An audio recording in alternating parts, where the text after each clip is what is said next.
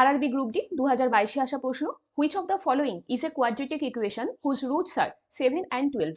তো এই চারটি অপশনের মধ্যে কোনটি কোয়াড্রেটিক ইকুয়েশন বা দ্বিঘাত সমীকরণ হবে যেটার দুটো রুট, একটি 7 আর একটি 12। রুট মানে কি? একটি দ্বিঘাত সমীকরণকে সলভ করলে আমরা যে দুটো ভ্যালু পাবো সেই দুটো ভ্যালুকে দুটো রুট বলা হচ্ছে। তাহলে একটি 7 একটি 12 হলে এই চারটের মধ্যে কোনটা ওই কোয়াড্রেটিক ইকুয়েশন হবে সেটা আমাদের বের করতে দিয়েছে। তো আমাদেরকে অবশ্যই মনে রাখতে হবে, যদি কোনো কোয়াড্রেটিক ইকুয়েশনের রুটস হয় একটি আলফা এবং একটি বিটা, তাহলে ইকুয়েশনটি হবে x square minus alpha plus beta x plus alpha beta equal to 0।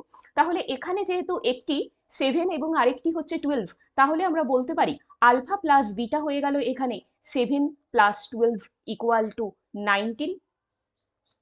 R alpha beta যদি আমরা বলি তাহলে আলফা বিটা এখানে কত হয়ে যাবে? 84 হয়ে যাবে। তাহলে সেই অনুযায়ী আমাদের ইকুয়েশনটা হবে x square minus 19x plus 84 equal to 0।